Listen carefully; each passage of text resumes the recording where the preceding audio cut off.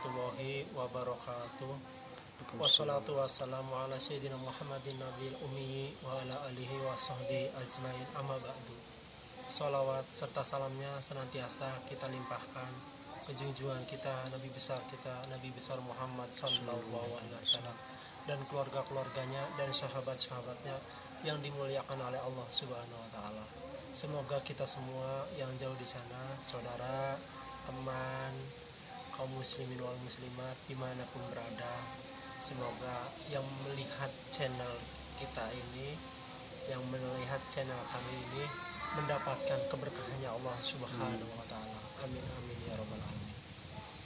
Saudara-saudara kaum muslimin rahimatullah, kita mengupas tentang di akhir zaman ini, di zaman ini begitu hebatnya godaan-godaan, huru-hara, dan yang lain-lain. Itu semua sebenarnya ujian yang datangnya dari Allah Subhanahu wa taala.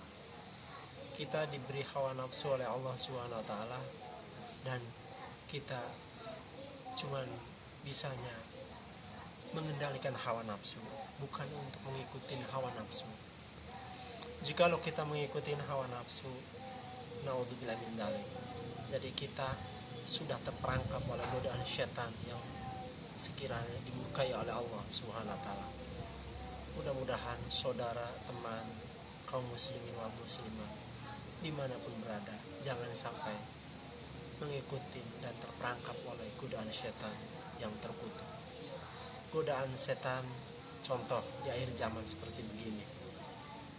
Godaan setan yang datangnya dari berbagai macam cara, melalui dari teman yang sekiranya menjerumuskan ke hal-hal yang sekiranya tidak baik, melalui dari saudara yang sekiranya menjerumuskan tentang pedoman-pedomannya mengikuti dengan jalur setan. Maka pedoman-pedoman setan yang mengajak ke jalan yang menyesatkan, maka tinggalkanlah yang seperti begitu. Bahkan sebaliknya, teman maupun saudara yang membawanya menjerumus ke yang tidak diridhai oleh Allah, maka malah kita kalau bisa ditarik untuk mengikuti yang terbaik sesuai dengan tuntunan Quran dan hadis dan sunnah baginda Rasulullah SAW. Amin amin ya rabbal alamin.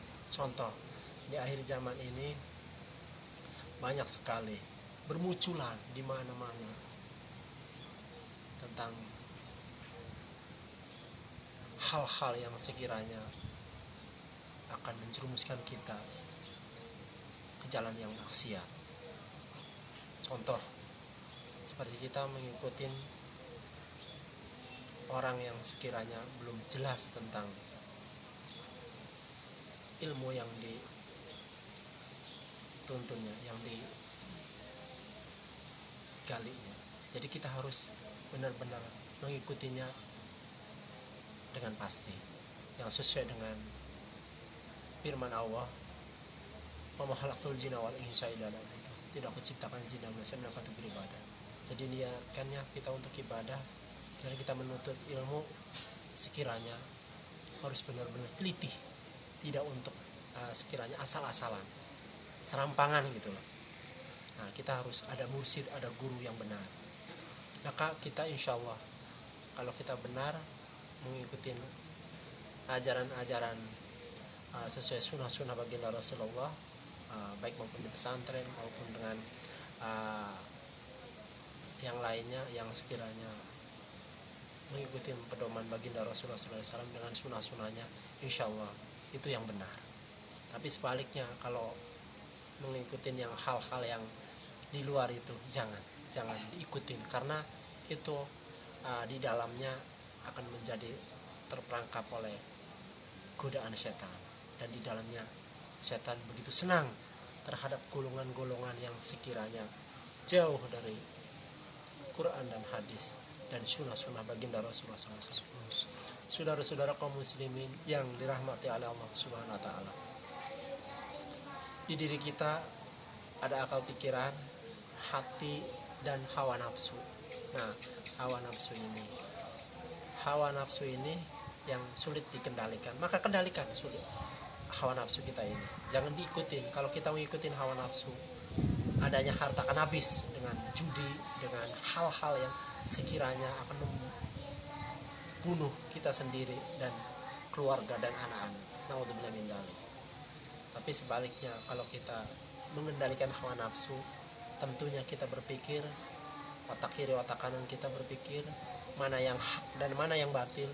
Yang hak semata-mata untuk ibadah dan insya Allah janji Allah surga. Tapi sebaliknya, kalau kita memilih yang batil, naudzubillah min dzalik, itu salah, dosa, berbuat maksiat, nah itulah yang akan menjadi golongan perangkap golongan setan, dan sekiranya nanti akan dilempar ke api neraka sakor, neraka yang paling bawah, intipnya neraka. Naudzubillah min dzalik. Di neraka kelak nanti itu benar-benar akan bersusun-susun api neraka itu dan memanggil-manggil orang yang akan masuk di dalamnya gitu. Contoh orang yang sudah ditentukan oleh Allah sesuai perbuatan di dunia ini, karena menyembah, mengabdi, memuja-muja tentang harta duniawi yang sekiranya harta tersebut akan menjerumuskan kita dengan cara yang tidak baik, maka carilah harta dengan yang benar-benar diridhoi oleh Allah Subhanahu wa taala, sehingga kita untuk bisa berangkat ke tanah suci, untuk membangun rumah, untuk menafkahi anak dan istri, semuanya itu dalam lindungan Allah Subhanahu wa taala dan para malaikat. Demikian tentang kajian di sore hari ini, semoga ada manfaatnya. Wassalamualaikum warahmatullahi wabarakatuh.